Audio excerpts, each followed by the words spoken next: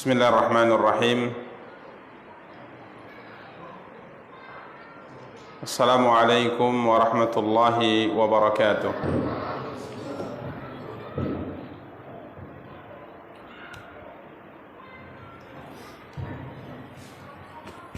Innal hamdalillah nahmaduhu wa nasta'inuhu wa nastaghfiruh wa na'udzu billahi min shururi anfusina wa min sayyiati a'malina. Man yahdihillahu fala mudilla lahu wa man yudlil fala hadiya lahu. Asyhadu an la ilaha illallah wahdahu la syarika lahu wa asyhadu anna Muhammadan abduhu wa rasuluh sallallahu alaihi wa ala alihi wa ashabihi wa man ihtada bihadihi wa istanna bisunnatihi ila yaumiddin wa sallama tasliman katsira, amma ba'du. Ikhwani wa akhawati kaum muslimin, kaum muslimat, rahimani wa rahimakumullahu jami'a. Puji dan syukur alhamdulillah kembali kita ucapkan untuk Allah subhanahu wa ta'ala. Salawat beserta salam semoga senantiasa dilimpahkan oleh Allah untuk junjungan dan panutan kita Nabi Allah yang mulia Muhammad sallallahu alaihi wasallam. Ikhwani wa akhawati kaum muslimin, kaum muslimat, rahimani wa rahimakumullahu jami'ah. Pada kesempatan yang berbahagia kali ini biidznillah kita akan kembali melanjutkan pembahasan dan kajian kita mencoba untuk membaca dan menjelaskan kitab Riyadhus Shalihin karya Imam Abu Zakaria Yahya bin Sharaf An-Nawawi rahimahullah, yang pada pertemuan terakhir kita masih membahas tentang faidah yang kita ambil dari hadis Ka'ab bin Malik radhiyallahu ta'ala anhu, di mana faedah terakhir pada pertemuan yang lalu kita telah membacakan tentang salah satu di antara sunnah yang diajarkan oleh Nabi kita yang mulia sallallahu alaihi wasallam, baik dengan ucapan dan praktek beliau. Seorang hendaknya tatkala baru pulang dari perjalanan safar, ia dianjurkan untuk melaksanakan salat sunnah 2 rakaat di masjid terdekat dari rumahnya, baru kemudian ia pulang ke rumah, ya sebagaimana yang dilakukan oleh Nabi kita yang mulia Muhammad sallallahu alaihi wasallam. Di perang Tabuk ini beliau masuk ke masjid kemudian melaksanakan salat 2 rakaat. Baru kemudian orang-orang yang tidak ikut di perang ini satu persatu maju menemui Nabi SAW untuk menyampaikan alasannya kenapa mereka tidak ikut dalam perang Tabuk ini. Dan ini juga diperintahkan oleh Nabi SAW dalam hadis Jabir bin Abdullah, sebagaimana telah kita bacakan pada pertemuan yang lalu. Nabi SAW perintahkan beliau untuk menuju masjid terlebih dahulu, kemudian mengerjakan salat sunnah 2 rakaat, baru kemudian pulang ke rumah. Ini faedah terakhir yang kita telah bacakan pada pertemuan yang lalu. Di antara faedah yang bisa kita ambil sebagaimana disebutkan oleh Syekh Muhammad bin Shalih Al-Utsaimin rahimahullah adalah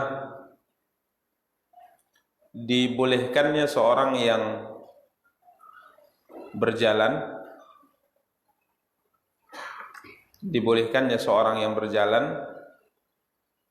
atau yang berdiri mengucapkan salam kepada orang yang duduk. Dibolehkannya seorang yang berjalan atau berdiri mengucapkan salam kepada orang yang sedang duduk. Ya, sebagaimana ikhwani kaum muslimin yang dimuliakan dan dirahmati oleh Allah Subhanahu wa taala, kita dapati dalam penjelasan cerita yang diceritakan oleh Ka'ab bin Malik radhiyallahu taalaan, ya, di mana falamma sallamtu tabassama tabassumal mughdab. Ka'ab bin Malik radhiyallahu taalaan mendatangi Nabi SAW setelah Nabi SAW selesai memaafkan orang-orang yang tidak ikut di perang Tabuk. Tentunya Nabi dalam keadaan duduk. Ya, kemudian Ka'ab datang sambil berjalan mendekati Nabi SAW. Kemudian beliau mengucapkan apa? Assalamualaikum ya Rasulullah. Padahal kaidah asal sebagaimana dikatakan oleh Nabi kita yang mulia SAW dalam riwayat-riwayat yang lain, bahwa hendaknya, kata Nabi, seorang yang duduk mengucapkan salam kepada orang yang berdiri. Ya, seorang yang berjalan kaki mengucapkan salam kepada orang yang berkendaraan. Afwan, seorang ya berkendaraan mengucapkan salam kepada orang yang berjalan kaki. Jadi aturannya ini tidak sesuai dengan apa yang dilakukan oleh Ka'ab bin Malik. Makanya para ulama di sini mengatakan rahimahumullahu taala, ya, sebagaimana disebutkan oleh Al-Imam Muhammad bin Shalih Al-Utsaimin rahimahullah, boleh mengatakan annahu yajuzu lil insan ay yusallima qa'iman 'ala al-qa'id. Bolehnya seorang itu mengucapkan salam sekalipun ia dalam keadaan berdiri kepada orang yang sedang duduk. Padahal aturannya yang duduk mengucapkan salam kepada orang yang sedang berdiri. Lianna Ka'ban sallama wa huwa qa'im. Ya, di mana di sini Ka'ab bin Malik mengucapkan salam kepada Nabi kala itu beliau sedang dalam keadaan berdiri. Maka Nabi SAW menjawab, "Ta'al, mendekatlah engkau kepada aku." Kemudian di antara faidah berikutnya yang disebutkan oleh Syekh Ibnu Utsaimin rahimahullah, innallaha ya'lamu as-sirra wa akhfa. Sesungguhnya Allah Subhanahu wa taala mengetahui segala perkara, baik yang disembunyikan maupun yang ditampakkan, ya, yang zahir maupun yang batin, itu diketahui oleh Allah Subhanahu wa taala. Ya, bisa dilihat dari apa yang dikatakan oleh Ka'ab bin Malik radhiyallahu taala dalam hadis yang beliau ceritakan, alasan kenapa beliau tidak mau berdusta di hadapan Nabi kita yang mulia sallallahu alaihi wasallam, di mana beliau mengatakan bahwa sesungguhnya aku adalah orang yang diberikan oleh Allah Subhanahu wa taala keahlian dalam berbicara, pandai bersilat lidah. Ya, aku adalah orang yang diberikan keahlian dalam berbicara. Jadi jika seandainya aku mencari-cari alasan ya Rasulullah agar aku tidak engkau marahi, aku mampu melakukannya. Akan tapi aku sangat yakin jika seandainya hari ini aku berbicara dengan pembicaraan yang dusta yang engkau bisa ridha kepada aku, tidak marah kepada aku, tapi Allah Subhanahu wa taala pasti akan menyampaikan itu kepadamu bahwa aku berdusta karena Allah marah kepada aku. Jadi Allah Maha tahu. Sekalipun secara zahir aku punya alasan, bisa aku sembunyikan, tapi Allah pasti apa? Pasti tahu tentang hal itu. Karena tidak ada yang tersembunyi sedikit pun di sisi Allah Subhanahu wa taala. Ka'ab takut, ya, jika seandainya ia berdusta dan Allah tahu apa yang ia ucapkan di hadapan Nabi SAW, ya, daripada alasan-alasan yang tidak benar, kemudian Allah turunkan Quran atau Allah Subhanahu wa taala sampaikan kepada Nabi tentang kedustaan yang diucapkan oleh Ka'ab bin Malik. Ini menunjukkan bahwa Allah Maha mengetahui segala sesuatu, baik yang zahir maupun yang batin, yang kita nampakkan maupun yang kita sembunyikan. Ya, karenanya dalam kisah yang lain kata Syekh Ibnu Utsaimin, tatkala Allah Subhanahu wa taala turunkan surat Al-Mujadilah. Ini surat yang masyhur, ya, ini seorang wanita yang datang kepada Nabi sallallahu alaihi wasallam kemudian mendebat Nabi sallallahu alaihi wasallam dalam perkara yang ia alami. Wanita ini suatu hari terjadi perselisihan antara dia dengan suaminya, kemudian sang suami mengatakan, anti alayya ka dhahri ummi, kedudukanmu atau posisimu di sisiku sama seperti ibuku, punggungmu di sisiku sama seperti punggung ibuku, disebut dengan zihar.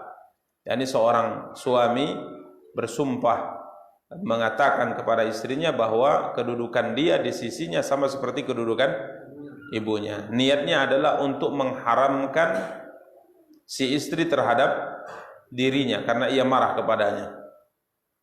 Ya, ini tidak talak, ini namanya zihar. Ya, namanya zihar. Orang Arab dahulu biasa mengucapkan kata dengan menyebut kata zahrun, artinya punggung. Jadi menyamakan punggung istrinya sama seperti punggung ibunya, dalam artian istrinya di sisinya haram, sebagaimana haramnya siapa? Ibu kandungnya. Ini namanya zihar. Maka wanita ini kemudian datang kepada Nabi SAW. Dia datang kepada Nabi melaporkan apa yang terjadi antara dia dengan suaminya. Maka ia mendebat Rasulullah SAW. Maka surat ini disebut dengan mujadilah. Ya, seorang wanita yang mendebat siapa? Rasulullah SAW bernama Khawlah radhiyallahu taala anha. Dia mendebat Nabi SAW. Ya, diceritakan bahwa Aisyah sendiri yang menceritakan tentang kejadian tersebut mengatakan, sesungguhnya Nabi SAW berada di ruangan. Ya, bahasa kita sekarang mungkin ruangan tamu. Berada di ruangan tamu, sedangkan aku berada di kamar. Sedangkan aku berada di mana? Di kamar. Ini kata Aisyah radhiyallahu taala anha. Dan sungguh kata Aisyah radhiyallahu taala anha, apa yang dibicarakan oleh wanita ini dengan Nabi SAW samar-samar aku mendengarnya. Artinya tidak terlalu jelas, dari balik dinding. Ya, dari balik dinding aku mendengarnya. Sedangkan suara wanita ini pelan, dan suara Nabi SAW juga tidak keras. Dia mendebat Nabi SAW tentang suaminya. Ya, dia mengatakan bagaimana mungkin aku berpisah dengannya setelah perjalanan pernikahan begitu lama dan aku sudah tua seperti ini. Dia debat Rasulullah SAW. Sampai akhirnya tidak lama setelah perdebatan itu yang aku sendiri dari balik dinding tidak mendengar secara jelas. Ya, samar-samar aku mendengarnya. Akan tapi Allah turunkan ayat dalam surat Al-Mujadilah, ayat pertama Allah berfirman, qad sami'a Allah, sungguh Allah telah mendengar perkataan ya wanita yang mendebatmu ya Muhammad tentang suaminya dan mengadukan perkara itu kepada Allah, dan Allah Subhanahu wa taala mendengar pembicaraan kalian berdua. Padahal Aisyah yang berada di balik dinding saja tidak mendengar dengan jelas. Tapi Allah Subhanahu wa taala yang berada di atas, yang tentunya jarak antara kita dengannya Subhanahu wa taala sangat jauh, Allah Subhanahu wa taala Maha mendengar. Bahkan Allah mengatakan qad sami'a Allah, sungguh Allah telah mendengar. Padahal jarak antara kita dengan Allah itu sangat jauh. Allah di mana? Betulnya itu. Karena ada sebagian menyatakan bahwa keyakinan bahwa menetapkan Allah memiliki arah tertentu ini adalah keyakinan yang sesat. Ini tidak benar ya. Ya, ini keyakinan yang sesuai dengan Al-Qur'an dan hadis Nabi SAW. Jadi ada sebagian tidak meyakini Allah memiliki arah, karena kalau arah itu makhluk, depan, belakang, kanan, kiri, bawah, atas, itu kan makhluk. Kita mengatakan Allah SWT jihatul ulu, berada di atas, bukan berarti Allah SWT berada di alam. Ya, jangan dipahami bahwa Allah itu di atas berarti masih berada di dalam alam. Dan keyakinan Allah SWT berada di atas adalah keyakinan fitrah. Maka tatkala terjadi debat antara, bukan debat ya, Al-Imam Al-Juwaini dikenal dengan Imamul Haramain. Ya, beliau kala itu sedang menjelaskan tentang keyakinan Allah Subhanahu wa taala tidak berada di atas, tidak berada di bawah, tidak berada di depan, tidak berada di belakang, tidak di luar alam, tidak di dalam alam. Ini keyakinan. Inilah Allah katanya. Maka ada seorang mengatakan, ya Imam, coba tinggalkan perkara-perkara terkait dengan dalil-dalil naql. Artinya kita tinggalkan terlebih dahulu dalil yang terkait dengan masalah Quran atau hadis yang berbicara tentang masalah ini. Tapi coba jelaskan kepadaku bagaimana caranya menghilangkan satu perasaan yang ada di dada saya. Karena setiap kali saya berdoa, setiap kali saya meminta, hati saya itu mengarah kemana? Ke atas. Coba bagaimana cara menghilangkan ini? Kita nggak usah bicara tentang ayat yang mengatakan ini, nggak usah bicara dalil lah. Tapi coba tunjukkan kepada saya cara bagaimana menghilangkan perasaan bahasa kita. Hati nurani saya, tatkala saya meminta otomatis saya mengarah kemana? Ke atas. Itu kan yang kita rasakan. Kalau kita minta kemana gitu? Kemana? Kalau kita susah menghadapi perkara besar yang tidak ada solusi menurut kita dari manusia, kira-kira kemana pandangan mata kita? Ya Allah, kan gitu. Fitrah. Ya, ini fitrah. Makanya Nabi kita yang mulia SAW tatkala Isra dan Mi'raj, kemana Nabi menuju? Tahu antum dalilnya kemana? Betul itu. Atau mungkin enggak ke atas beliau alaihi salatu wassalam. Di mana Nabi bertemu dengan Tuhannya? Di malam Isra dan Mi'raj. Naik ke atas beliau alaihi salatu wassalam. Subhanalladzi asra bi 'abdihi lailan minal masjidil haram ilal masjidil aqsa. Maka disebut dengan Isra. Isra artinya perjalanan malam hari dari mana? Masjidil Haram ke Masjidil Aqsa. Kemudian Mi'raj. Araja itu naik artinya. Araja itu artinya apa? Naik. Beliau naik ke atas, beliau tambatkan buraknya di batu Sakhrah, kok yang sekarang batu Sakhrah namanya di Palestina. Kemudian beliau naik dan beliau ketuk satu persatu pintu langit bersama dengan Jibril alaihi salatu wassalam, naik ke atas. Akan tapi wallahu taala alam, dalil tentang masalah ini bukan ratusan. Bahkan Imam Ibnu Qayyim mengatakan dalam Quran dan hadis bukan ratusan dalil yang mengatakan bahwa Allah berada di atas, bukan ratusan, bahkan ribuan, bahkan 2000 lebih dalam Quran maupun hadis. Tapi masih ada saja orang yang mengingkari apa? Hal ini. Akidah yang paling jelas dalam pembahasan agama kita adalah Allah berada di atas. Tapi masih ada saja yang mengingkari. Maka sering saya katakan bahwa tidak ada pilihan bagi kita kecuali belajar dan berdoa agar kiranya Allah tunjukkan kepada kita jalan yang benar dan istiqomahkan kita di atas akidah ini. Ya, ini hal yang maklum. Hal maklum dikuatkan dengan dalil Quran dan Sunnah, dikuatkan oleh fitrah manusia, dikuatkan oleh fitrah manusia. Ya, ini ikhwani kaum muslimin yang dimuliakan dan dirahmati oleh Allah Subhanahu wa taala. Tapi jangan sampai kita pahami maksudnya di atas itu ya di alam gitu, tidak. Ya, sampai pembahasan tentang Allah istiwa di atas apa? Arsy. Ya, intinya kita mengimani apa yang difirmankan oleh Allah tentang dirinya dan diterangkan oleh Nabi tentang Allah Subhanahu wa taala sebagaimana adanya. Tanpa bertanya tentang bagaimananya, ya, tanpa bertanya tentang apa? Bagaimananya. Tanpa menyerupakan Allah dengan makhluknya, tapi juga tanpa mengingkarinya. Maka para ulama mengatakan isbatan bila tamtsil wa tanzihan bila ta'til. Kaidahnya kita tetapkan sifat yang nama dan sifat yang dimiliki oleh Allah Subhanahu wa taala tanpa menyerupakannya dengan sifat makhluk. Ya, kemudian kita sucikan Allah Subhanahu wa taala tanpa mengingkarinya. Karena orang-orang yang menafikan sifat-sifat yang dimiliki oleh Allah, niatnya bagus sebenarnya. Apa niatnya? Mereka tidak ingin menyerupakan Allah dengan apa? Makhluk, tapi caranya salah. Caranya dengan mengingkari sifat itu, mentakwil sifat itu, merubah makna daripada sifat itu. Kita Ahlus Sunnah tidak seperti itu. Kita tetapkan Allah sebagaimana yang Allah jelaskan tentang dirinya daripada sifat-sifat yang dimiliki olehnya tanpa menyerupakannya dengan apa? Makhluk. Ya. Kemudian kita sucikan Allah dari sifat-sifat tercela tapi tanpa mengingkari sifat yang sudah ditetapkan oleh Allah dan Rasulnya. Ini kaidah. Laisa kamitslihi syai'un wa huwas samiul basir. Allah itu tidak sama dengan apapun. Ya, tidak sama dengan ini. Kita tidak boleh menyerupakan Allah dengan makhluknya. Tapi kita harus tetapkan. Maka Allah mengatakan wa huwas samiul basir. Dan dia adalah zat yang maha mendengar, lagi zat yang maha melihat. Ya. Jadi jangan sampai kemudian kita mengingkari sesuatu yang telah ditetapkan oleh Allah Subhanahu wa taala. Ya, jadi padahal kembali kepada permasalahan jarak antara makhluk dengan Allah itu sangat jauh, tapi Allah Maha mendengar. Apapun yang kita ucapkan, apapun yang kita lakukan didengar dan diketahui oleh Allah Subhanahu wa taala.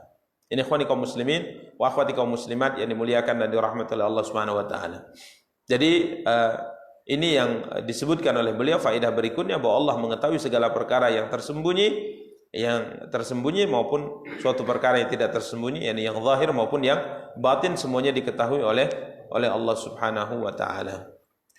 Ikhwani kaum muslimin wa akhwati kaum muslimat rahimani wa rahimakumullah jami'an. Faedah berikutnya yang disebutkan oleh Syekh Ibnu Utsaimin rahimahullah, syiddatu imtithalis sahaba li amrin Nabi sallallahu alaihi wasallam. Begitu sangat kuat ketaatan para sahabat terhadap perintah Nabi sallallahu alaihi wasallam. Coba lihat, tatkala Nabi umumkan kepada semua para sahabat untuk membaikot mereka bertiga, maka semua mereka apa? Membaikotnya.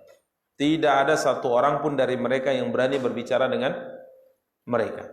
Ya, kalau Hilal bin Umayyah, Murarah bin Rabi' telah kita sebutkan dari awal pembaikotan, mereka berdua sudah tidak pernah keluar dari mana? Dari rumah, menangis. Ya. Adapun Ka'ab bin Malik, maka beliau adalah orang yang paling muda dan paling kuat mentalnya. Sehingga ia selalu bergaul dengan masyarakat, salat di masjid bersama dengan Nabi dan kaum muslimin. Ya, tapi tidak ada seorang pun yang mau berbicara dengan beliau. Jadi ini para sahabat semuanya itu ketaatan mereka terhadap perintah Nabi sangat luar biasa. Nggak ada yang curi-curi gitu. Sampai sebagaimana kita ceritakan, anak pamannya atau sepupunya bernama siapa? Abu Qatadah. Abu Qatadah. Ini adalah orang yang paling dekat hubungannya dari sisi pertemanan, persahabatan dengan siapa? Ka'ab bin Malik. Di samping dia adalah sepupu, dia ada orang paling dekat dengan Ka'ab bin Malik. Apa yang dilakukan oleh Ka'ab? Karena akhirnya tidak ada seorang pun yang mau berbicara dengannya. Akhirnya Ka'ab mengambil kesimpulan kemungkinan besar kalau nggak ada yang mau berbicara, mungkin Abu Qatadah lah yang mau berbicara dengannya. Ya, maka suatu hari diikuti Abu Qatadah. Kala itu Abu Qatadah sedang akan apa? Akan masuk ke kebunnya. Tutup pintu, maka manjat ya. Ka'ab bin Malik naik dari atas apa? Dari atas pagar naik, masuk ke dalam, kemudian dikejarnya Abu Qatadah.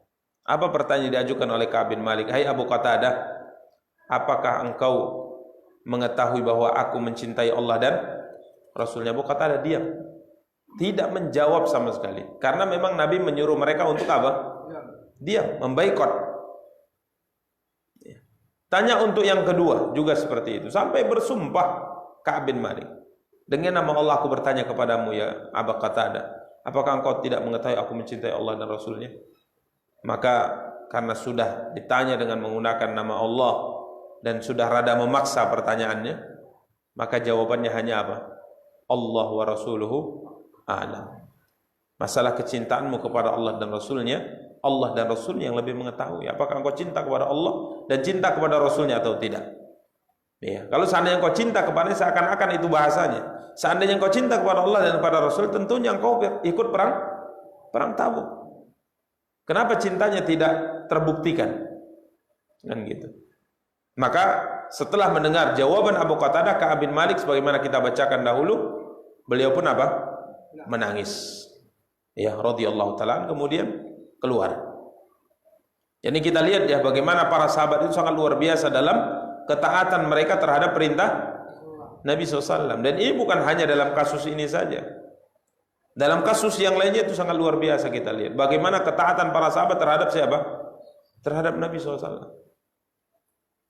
Tidak ada seorang pun di antara mereka yang berani apa? Membantah. Tidak ada seorang pun di antara mereka yang berani tidak taat. Semua mereka taat. Bahkan siap mati untuk melakukan apa yang diperintahkan oleh siapa? Oleh Nabi SAW. Ada sebagian mengatakan ada pada beberapa keadaan yang para sahabat tidak taat, seperti dalam kejadian apa? Perjanjian Hudaybiyah. Setelah perjanjian itu ditandatangani oleh Nabi SAW, disepakati oleh Nabi SAW, maka aturannya karena mereka sudah ihram dari kota Madinah, mereka sudah pakai ihram, mereka sudah berniat untuk melakukan ibadah umrah, maka Allah SWT menentukan dalam hukumnya, fa in uhsirtum famastaysara minal hadi. Kalau seandainya kalian terhalang, tidak mampu melanjutkan pelaksanaan ibadah ihram kalian, haji atau umrah kalian, maka Allah Subhanahu wa taala bolehkan kaum muslimin untuk tahallul. Menyelesaikan pelaksanaan ibadahnya ya dengan mencukur rambut, kemudian dengan menyembelih apa? Menyembelih hadyu. Fa in usirtum famastaysara minal hadi. Maka karena tahun itu sudah disepakati Nabi SAW tidak bisa melaksanakan ibadah umrah, kalau mau umrah tahun depan berarti ihramnya harus dibatalkan di di Hudaybiyah. Belum lagi tawaf, belum lagi sa'i di mana? Di Makkah. Maka Nabi pun memerintahkan para sahabat kala itu untuk apa? Untuk mencukur. Tapi dari 1000 sekian sahabat tidak ada seorang pun yang bergerak. Semuanya diam. Tapi Nabi ngulang perintahnya. Semua sahabat diam, tidak ada yang bergerak. Yang hadir di waktu itu ya. Nabi ulang lagi, tidak ada juga yang bergerak. Sehingga Nabi merasa apa? Merasa berat. Kenapa kali ini mereka diperintah tidak ada yang mau? Maka Nabi masuk ke mana? Ke kemah Ummu Salamah. Nabi bertanya kepada Ummu Salamah. Dan kalau Ummu Salamah melihat wajah Nabi SAW murung, maka Ummu Salamah bertanya, ada apa ya Rasulullah? Maka Nabi mengatakan, ini semua mereka kusuruh untuk tahallul, tidak ada seorang pun yang mau. Maka Ummu Salamah memberi usul, sudah nggak usah diperintah lagi karena sudah disampaikan tadi. Sekarang keluar saja Anda sendiri, panggil tukang cukur untuk cukur, ya kemudian tahallul sendiri. Nggak usah lagi diopini mereka. Ya, akhirnya Nabi SAW keluar dari kemah melakukan sebagaimana disarankan oleh Ummu Salamah. Dan alhamdulillah setelah mereka melihat Nabi bercukur, maka semua mereka berebutan untuk mencukur. Ya. Kenapa mereka tidak mau taat? Kan ini pertanyaannya. Kenapa mereka tidak mau taat? Padahal kebiasaan para sahabat itu kalau diperintah dengan satu perintah langsung apa? Melakukan. Tanpa ditunda-tunda. Alasannya apa? Kenapa mereka tidak mau taat? 3 kali diulang oleh Nabi, tapi mereka antara mendengar dan tidak gitu. Nggak ada seorang pun yang bergerak. Kenapa hal itu bisa terjadi? Jawabannya adalah sebenarnya mereka tidak mau taat. Sebenarnya mereka bukan tidak mau taat. Tapi niat mereka untuk menyelesaikan umrah itu besar. Sehingga dalam perjanjian itu sebenarnya mereka tidak sepakat kan awalnya. Kenapa harus dibatalkan? Apalagi penduduk Mekah. Artinya muhajirin yang hijrah kemana? Ke Madinah. Artinya Mekah itu adalah kampung halaman. Coba gimana perasaan kita kalau pulang kampung halaman? Nah kan? Sudah 5 tahun, 6 tahun tidak pulang, kemudian pulang. Rasanya gimana? Bahagia luar biasa kan? Ini mereka seperti itu. Di samping mereka ingin ibadah, ingin pulang ke kampung. Rupanya pada di Hudaybiyah itu tidak jauh lagi gitu loh.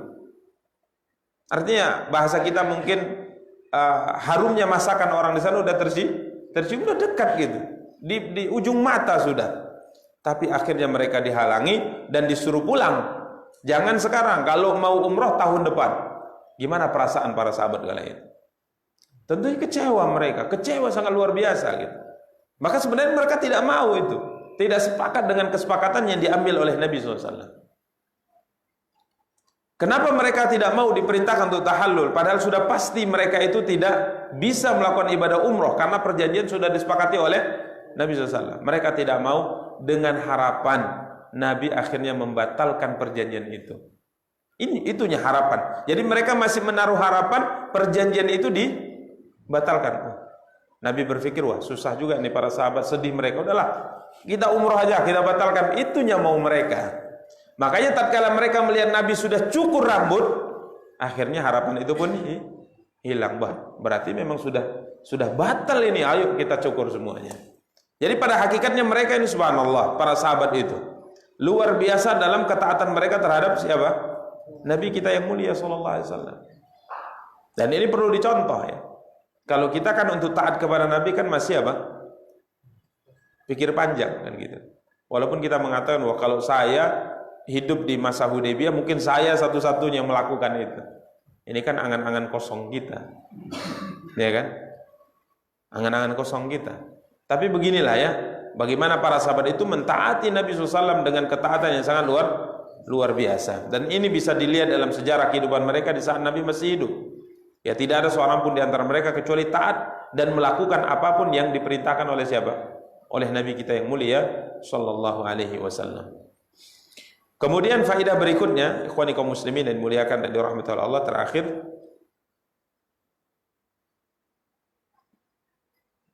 kita harus berhati-hati dengan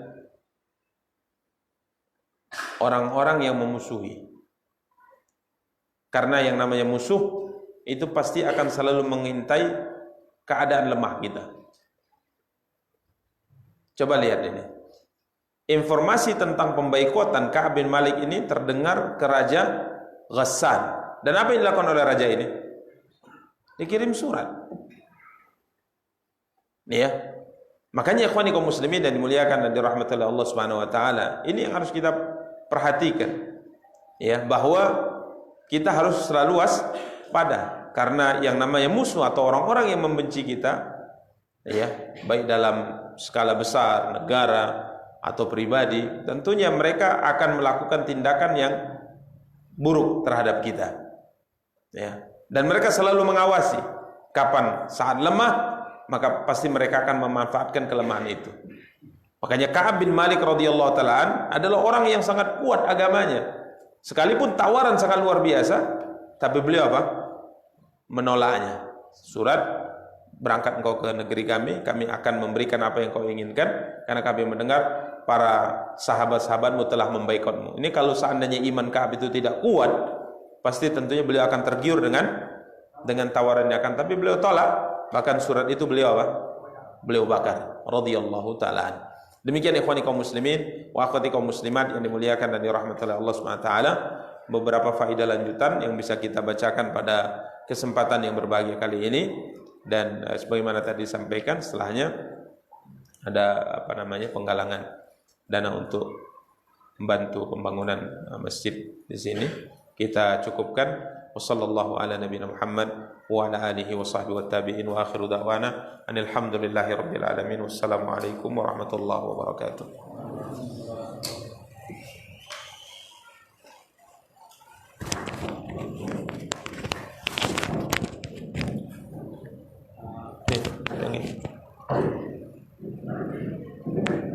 Alhamdulillah, terima kasih. Marilah kita infak kita lemparkan depan kita ini untuk pembangunan masjid kita ini. Sekali lagi pada Bapak Ibu juga di lempar aja di tempat Ibu masing-masing. Kita mengumpulkan dana ini untuk pembangunan masjid kita ini. Ibu-ibu masing-masing ya dikumpulkan, nanti kita tarik di depan. Terus masih kita terima ini